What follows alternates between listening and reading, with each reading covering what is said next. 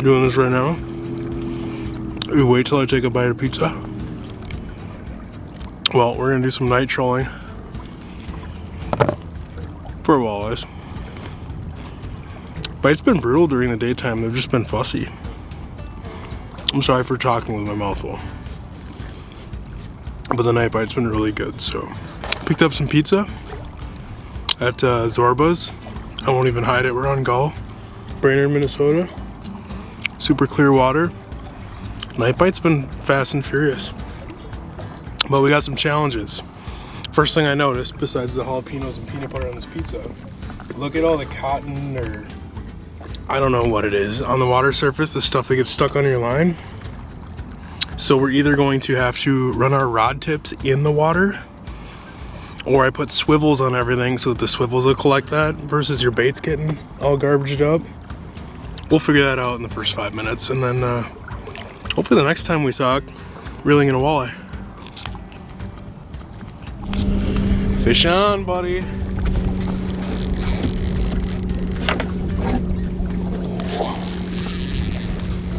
I'm going to slow it down just a hair. Oh boy. Oh boy.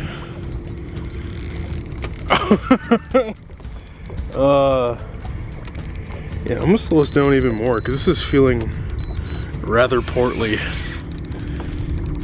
Is he in those weeds? I think he's just heavy, man. So we got a lot of funny business going on. All this cotton and junk on the water has been getting in the guides and the eyelets to the point where when you're trying to reel in, you can't even reel. But right now, I don't have anything in my guides. So I think the reason I can't reel is just because it's a really heavy fish. Just a shallow flat, 7 feet of water. And it's honestly been a struggle so far. The water temp actually dropped like 2 degrees since we were out doing this last. And I'm just seeing a fraction of the fish that we have been seeing. Normally you see pods of 4 fish here, 8 fish there on side imaging, and now it's just been onesie twosies. And we just came through kind of a little weed ridge, and I got just drilled. And I'm trying to remember if this is the original floater or the shallow shad wrap. I think it's the original floater.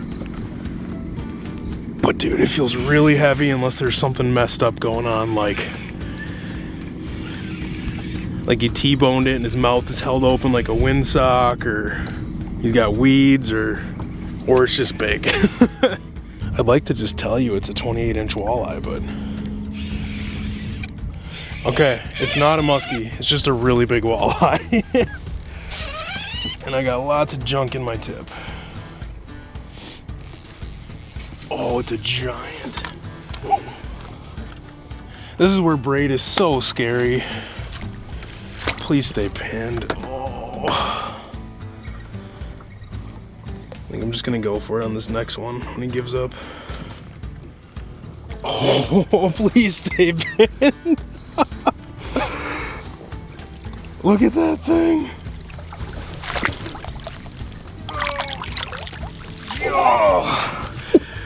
Oh man, I was about to tell you to put the camera down and help me. That is a giant walleye. Holy smokes. Dude, I literally thought it was gonna be a muskie for a second. Oh my gosh. Purple Descent original floater. And you know I got the bladed hybrid treble on there because it's my confidence thing.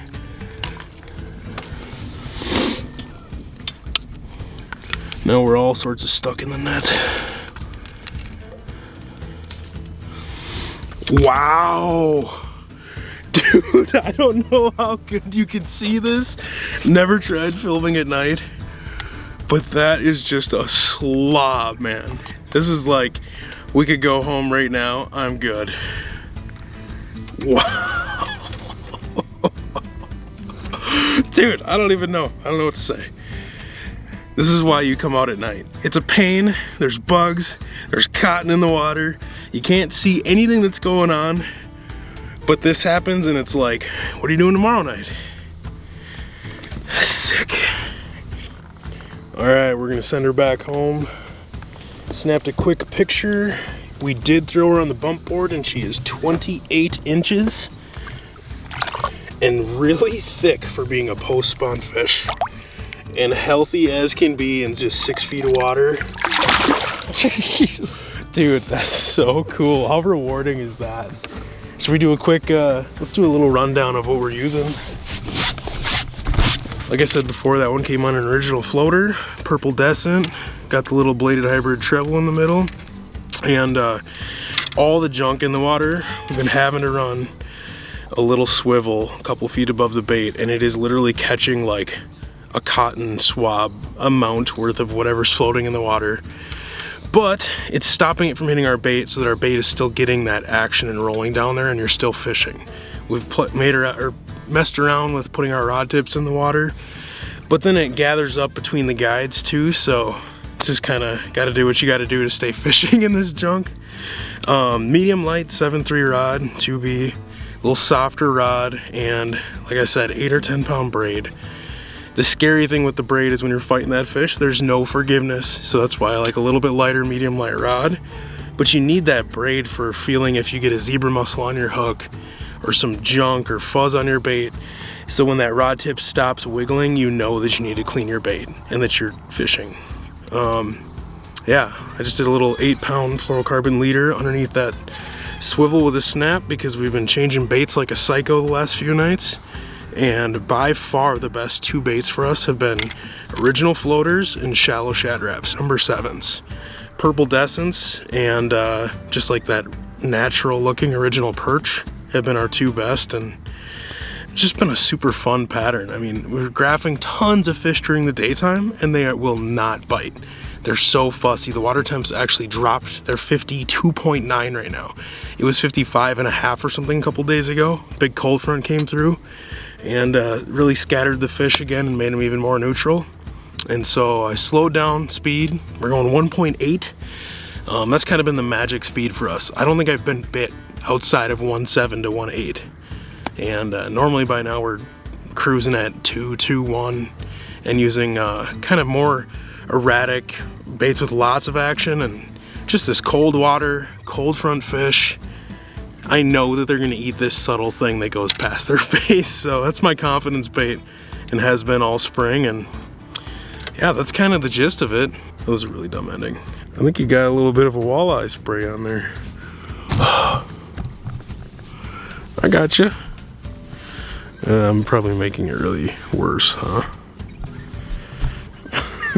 How's that look? So a lot of times on social media, YouTube, whatever, you see everybody trolling walleyes using big line counters, 10-foot, 8-foot rods, giant line counter reels. And there's a time and a place for everything. For this type of deal, I wouldn't use anything besides just a good old-fashioned spinning setup.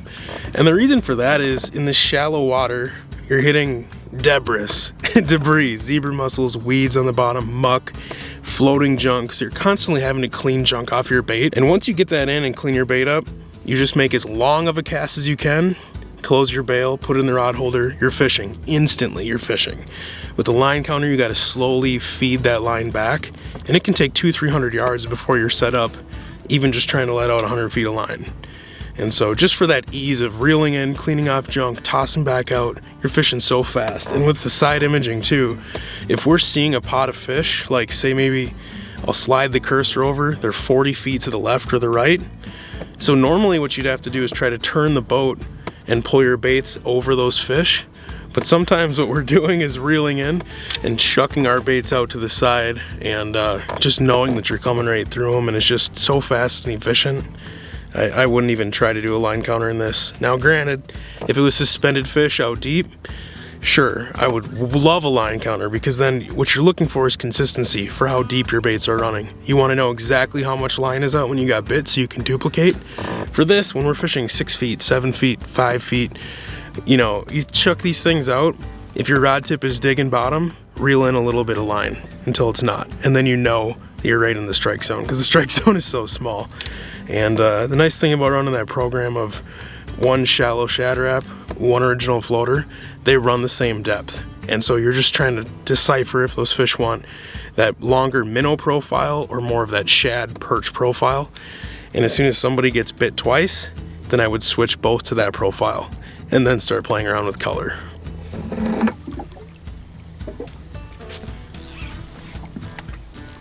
There we go, hooked up. This one's not a 28 incher.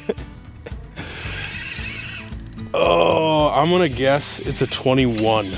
Same kind of deal, it's a different spot. We ran about 3-4 miles down the lake, but it's the same kind of structure, big sand flat. It's all like 4, 5, 6 feet, and then it dips down real quick down to like 30. And we are right on the top edge where it's 6, 7, 8 feet before it dips down. Loop, swoop, and pull.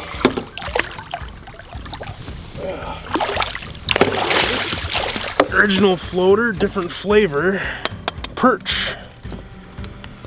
It's a nice fish you get. The only problem is we're not catching them small enough to eat. But that's a good problem to have. I under-exaggerated. It's actually probably like a 23. Super nice, chunky, healthy fish. Maybe we should hop on the map and show you some examples of the types of spots we're getting these things right now. I'm just gonna run through real quick on the Fish Smart phone app because I've got my Helix unit following a contour right now with lines out, so I don't want to monkey with it. But we'll do a little screen record. And I already talked a little bit about the types of spots we're looking for in fishing. This is a perfect example. So you got a big sand flat, it's all 3, 4, 5 feet deep or so, and it breaks off into deep water. And I'm looking for large flats. The bigger the piece of flat or structure, the better. It's just more forage, more bait, more fish. Your odds of running into fish are better. And you get nice long trolling lines, so you're not constantly having to turn around. And like you can see the green highlighted area, that's 7 to 12 foot stuff, how that's right where the flat breaks and starts to dip down into deep water. And we're just riding that edge along that flat, back and forth, watching side imaging. I'll bump my side imaging out to like 120 feet, 90 to 120 feet when I'm trolling, and I'm just constantly watching to see if we're graphing fish up shallower or deeper, and then I'll bump us in or out based on that. And I mean, just look for the biggest, largest flats. If you've got some kind of a moving water scenario close, whether it's a channel, a bridge, a culvert, a creek, that's bonus points just because fish spawn there in the spring.